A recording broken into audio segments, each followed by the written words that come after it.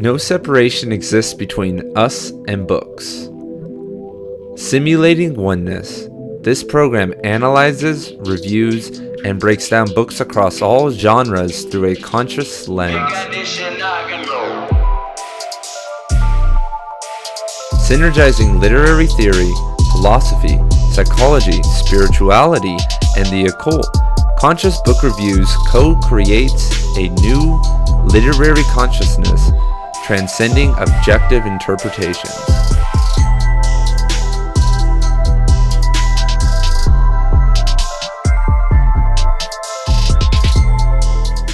Shout out to all my independent, conscious authors out there who don't give a fuck about what the market wants, who don't give a fuck about getting a publishing deal, but who do give a fuck about transcending the limitations that they've put upon themselves and that society has put on them, and creating beautiful art that can change the world, beautiful writing that will rival some of our greatest authors. But today, I am here to talk about the conscious writers tribe, writing creed, the author's creed laid out by our boy, Edward Abbey. If you don't know who Edward Abbey is, he is one of the greatest nature writers ever, especially in modern history. But he's been canceled and banned by, the social justice warriors. They've took out Edward fucking Abbey. I mean, I'm doomed if Edward Abbey's gone.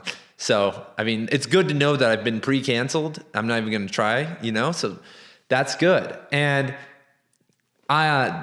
the Writer's Creed, it's called a Writer's Credo. It's in the book One Life at a Time, Please. And you can find it online if you look around hard enough, wink, wink.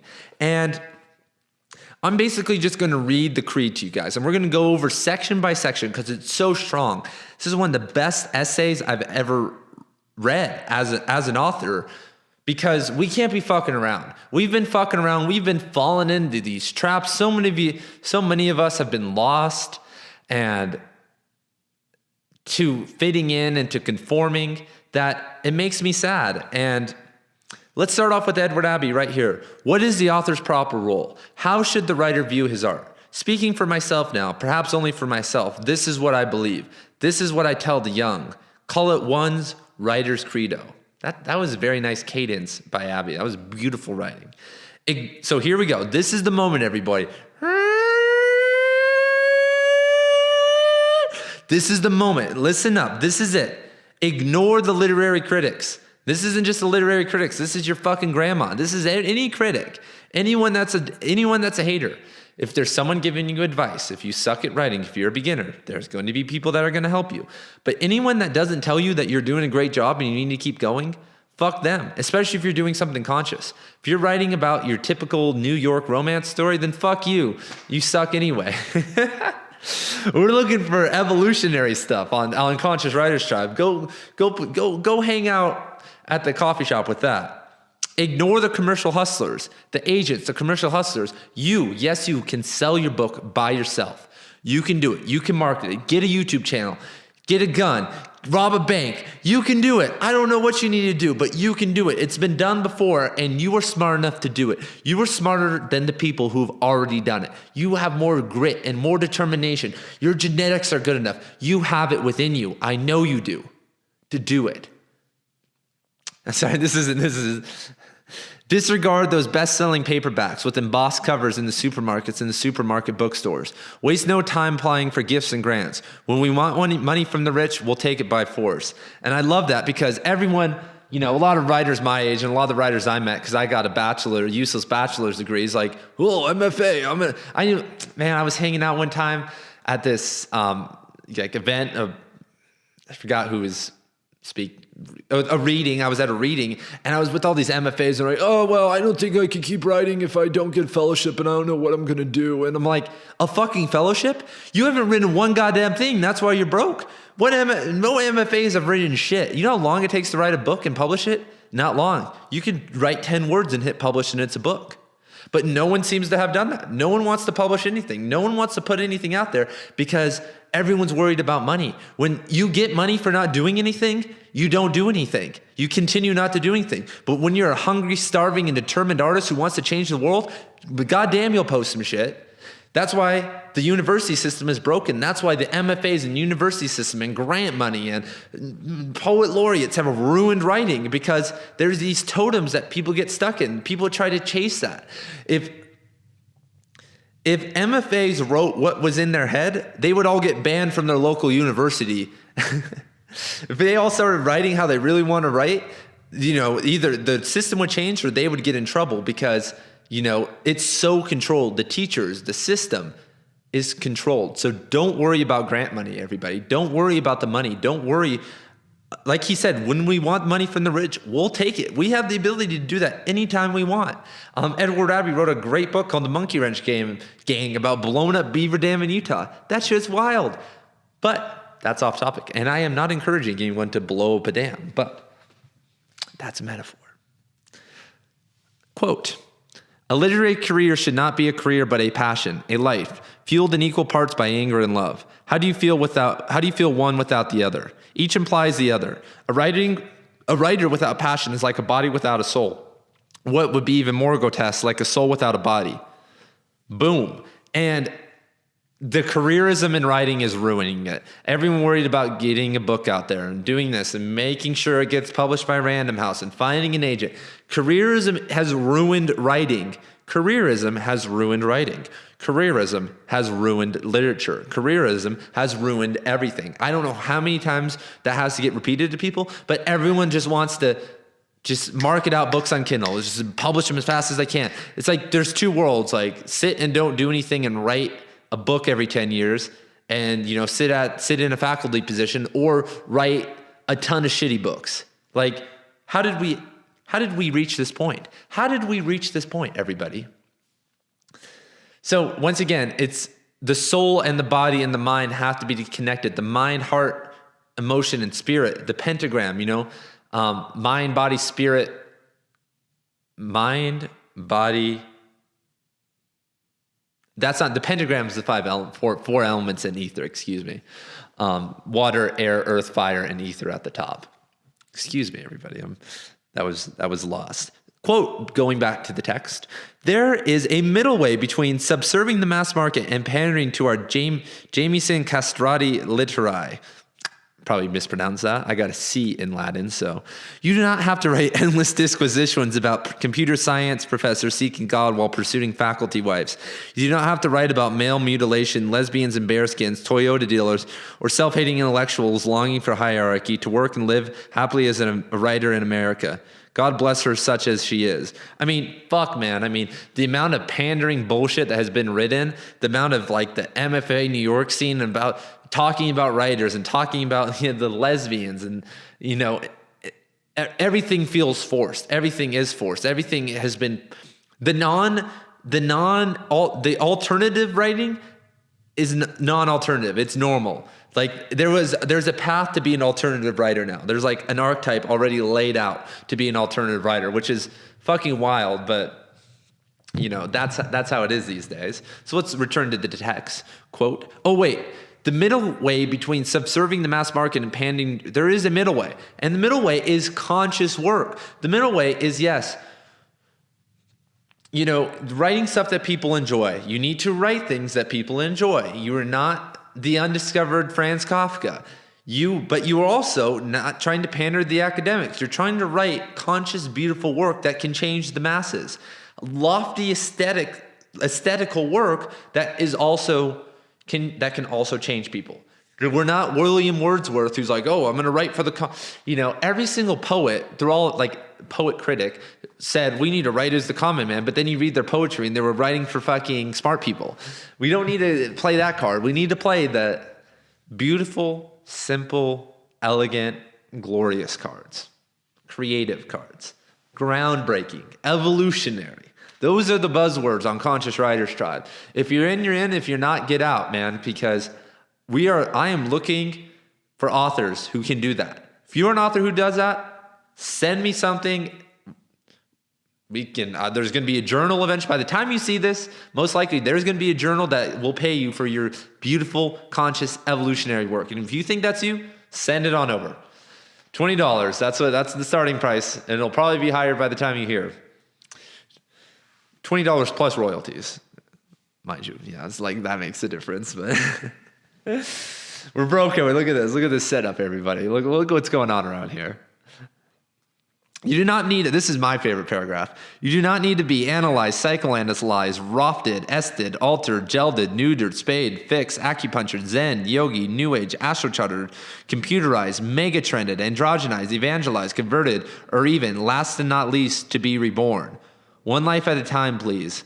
I mean, that's the whole thing, the rebirth. That archetype is so big in the writing community. Like, I quit my corporate job and I'm here now. No, fuck that. You are producing. You are a producer. You are a worker. You are here. You are not anything. I identify as a yogi and all these things, but that has nothing to do with my writing. My writing is, I stand, and then we'll get in this in the next part is we are standing on the shoulders, should be on the greatest giants. This isn't a diversity opinion. That is another big problem, as we've seen with writing, is diversity quotas and telling the narrative and marginalized voices. Sure, we should be doing that, but the highest thing of all, above all that, is the aesthetic quality of the stuff. If it's all equal, then yes, choose the more marginalized or the more whatever story. But at the highest point, it is that. Because if we go down that rabbit hole, then things start to get weird. I've had people tell me that I can't write a story about Native Americans. I can't do a podcast about a book written about Native Americans or about, people get blasted. People get quote unquote canceled for doing that, writing books about certain topics or from certain frames. So basically, some people would say that I can only write books that are white people books, about white people.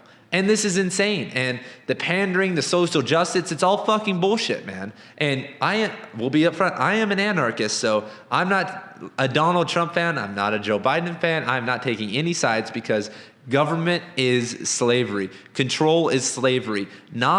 Creating a nonviolent world where people don't hurt or steal from each other is the only solution. And we are going to get there through education, not through the military and more or less government, and existing in a Hegelian dialectics where we have the mother Democratic Party and the father Republican Party in the United States of America. That is not how we are going to evolve. That is not Friedrich Nietzsche's superhuman. That is not Ouspensky's superhuman. That is not the key. So, continuing on. And, I mean, some of these are so funny, like psychoanalyze, like you've seen all this yogi, new age, like you don't need any of that. You need to tap into your heart and flow and keep up in the quality, man, and make sure it's fucking conscious and it's for the kids, man. It's for the people. You're the people's champion. We're the people's champion. We're not getting pimped out by the book publishers anymore, man, because they ain't paying anymore either. You're not going to get a deal anymore. It's over. Good luck. Have fun. Go off. If you can get one, go do it then. If you can go get a book deal from fucking Random House, have fun.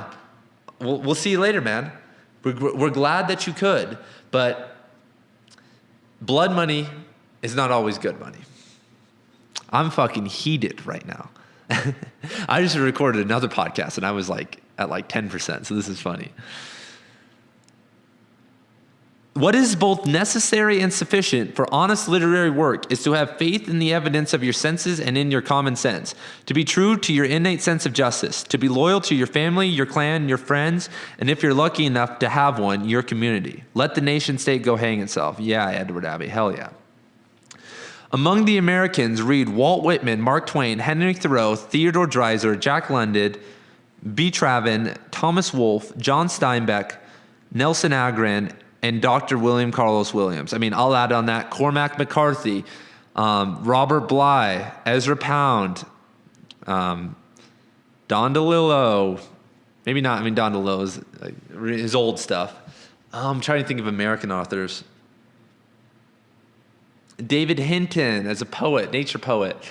Charles Olson. I mean, I could name poets all day, man. We can Murray Oliver. We can name people all day. But I mean, the classic list that he just named they're beautiful, man. Walt Whitman, Mark Twain, Henry Thoreau, and people are knocking Henry Thoreau now. People have the audacity to try to cancel people like Henry Thoreau or William Carlos Williams or Thomas Wolfe, man. I mean,